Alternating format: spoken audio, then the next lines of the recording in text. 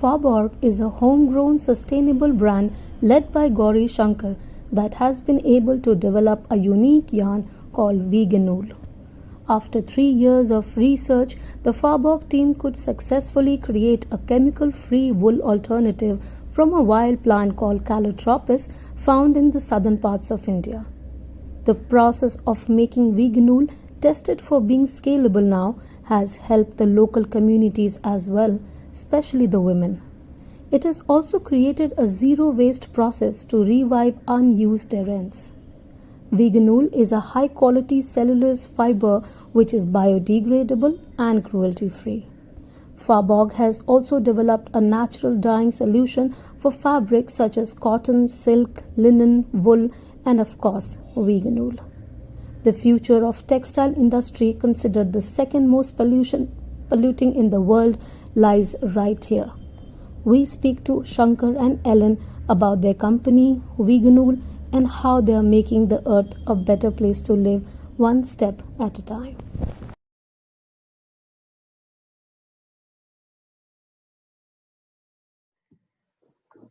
Welcome, Ellen, and welcome, Shankar. And thank you so much for having this conversation with us. So, thank you. Since its inception, your company Faborg has been engaging in creating, conscious processes for making fabrics. We know about Weganool. So tell us about your company's mission. I know it's a question that that will take you through your journey. So you can tell us, how this aim that you have to give something back to the nature came into being, and what exactly you do. So this is a very wide answer, I would say. So when we started this work, I was from a fashion industry. So for me, it was more about creating a sustainable fabric production, because I was in the industry for quite a long time, and I came to understand that nothing is sustainable in the industry. It's all about greenwashing, and you can't, there is, when I left the industry, there was nothing natural called, organic. It was not even certified. Natural materials were not even certified properly in natural dyes, for example. So I was disappointed when I left the industry. When I started my company, I wanted to make sure that anything that I produce is not going to have any impact. I made sure that decision is very strong. There is no going back and forth on it. So when we started researching about this specific plant, and I think at the beginning, we did not have much of understanding about this plant. We had some kind of information, and the researches which was done before, I could go through it. And what I found was everybody was trying to do research on this plant in a very particular manner, but they've never saw the holistic picture of it, because they are from a different industry, somewhere into biotechnology, and they wanted to find out its medicinal aspects and mosquito repelling abilities. Some people were researching on its insect repellent abilities. So a lot of things were there out on the internet, but the critical thing, what was missing, was how to process this in such a way that we make use of this plant completely. So that is possible only when we don't use any chemicals, because the residue which is now used as a pest repellent for the farms, we are almost those that can be done only without chemicals. Yeah, only when you don't have chemicals you can do that. Otherwise, it will all become the sludge. So the sludge is indisposable. You can't hide the sludge, because there is a certain amount of mass which comes out in the fiber production, which becomes then sludge when it is processed with heavy chemicals. It is then processed into sludge after evaporating all the water.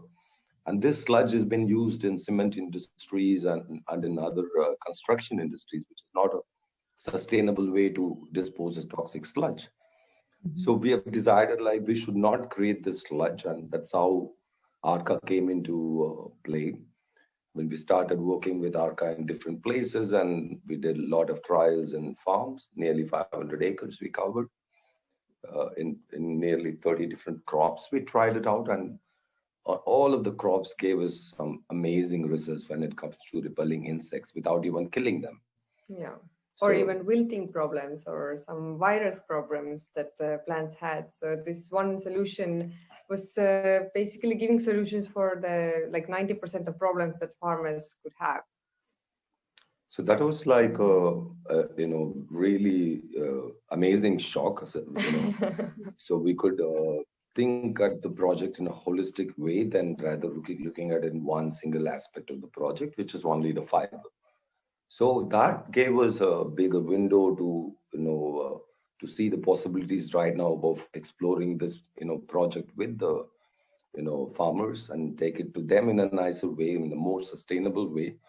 Of course, we think about every single step because the credibility of the product is very important. At the same time, we need to share this knowledge in a good way. Maybe by creating more income for the farmers, like who are living in the dry lands. That is the ultimate goal for us. Yeah, because the nature of the plant is super amazing. It Yes. doesn't require any water to grow. So there is not a lot of crops that actually can grow without water. All it needs is the sun to thrive. So it could be a very good multi-crop product, like if you see in Tamil Nadu, most of the land which are sown only once in a year, which means only in the rainy season they can do the sowing. That's when they have water. The rest of the time they don't have the water. If they do the multi-cropping of this plant along with other crops, they will have work for all the 12 months because the yield of the Calotropis is very unique. It starts the yield, let's say like end of February, the yield is starting, and it ends in September.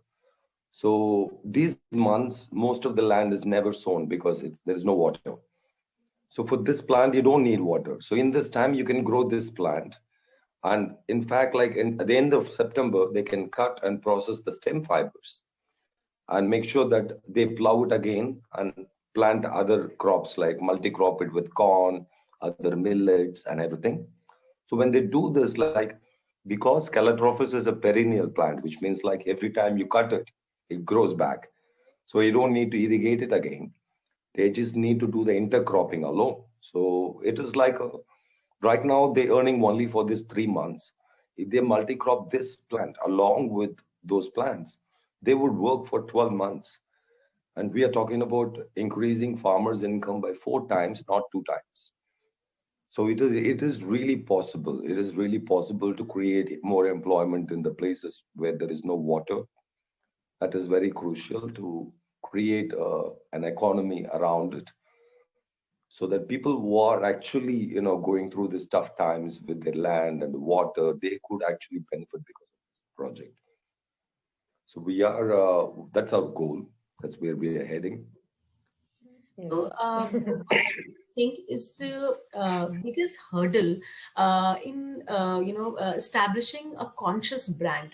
I'm sure there are a lot of things that you can tell if somebody or a group of people want to start a conscious brand and without damaging so much nature and taking something from nature. So what is the biggest hurdle? Do you think it's the mindset of people, or do you think it's just the sheer perseverance? I mean, so much of hard work that you have put in, so you would know exactly what's the biggest hurdle in creating a conscious brand. Education, yeah. I would say willingness to learn and accept the nature how it is and the beauty of it, and put your creativity to work along with the nature. So this is the main thing, that the creativity, when it comes to like creating the brand or clothes, new clothes, it has to totally change. It has to evolve on another level, and definitely there's a lot of possibilities and options that are not explored yet. So that is it's like Ellen is talking, like it's very wide when it comes to this project, like and it is tough to go specific on one thing, Yes. It's What else is the hurdles while we are working? see, I never think of anything as hurdle at all. Like, it's just Actually, see for me, like I'm used to the life of waking up and solving problems. yes.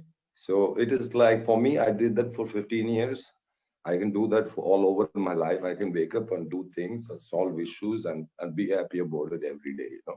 So I decided, there is nothing called a hurdle at all. There is like, okay, a little bit of glitches here and there moving forward when you have no clarity on certain points. But those moments are past right now. We have more knowledge about the product and how to do it. And we are always learning, open to learn and redefine what the product is again and again. So this is also very spontaneous. It's like the surprise, you have it every day. It's not like every day when we pick calls, there is surprise waiting on the other end. When you do research. So Yes. we have the patience, and we know it takes time to establish something like this and bring it to the farm level on a sustainable way. But we are ready to lay the bricks one by one until it becomes a castle. You don't mind. One bite at a time every day. Yes.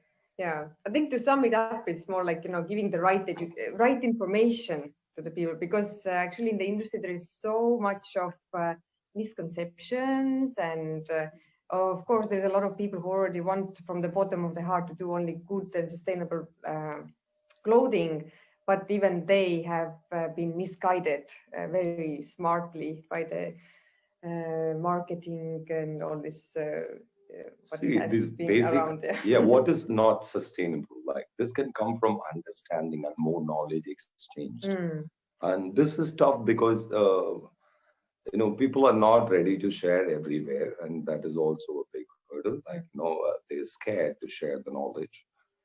And a basic understanding of how the natural dyes are working, for example, like, for and how these fibers are working. They need to understand, the science behind how this fiber is working. So this understanding takes some time for us to tell them again and again, because like almost like in the industry right now, like every fabric which is made goes through a process of chemicals. It is not even a certified or not in certified organic. There are some amount of chemicals, 600 chemicals, which are, they call it sustainable and everything. But we believe like we don't need any chemical to do this job at all. If at all, like, we are willing to share this knowledge with people and make it big for them also, and also for us, for everyone. So that way, I think like we stand out compared to all the other fibers which are not sustainable. And we believe that this is the only fiber actually making a positive impact, not just low impact. It has a positive impact by changing chemical pesticides and the need of chemical pesticides in the country yes, through many levels. through many levels. So I Yeah. think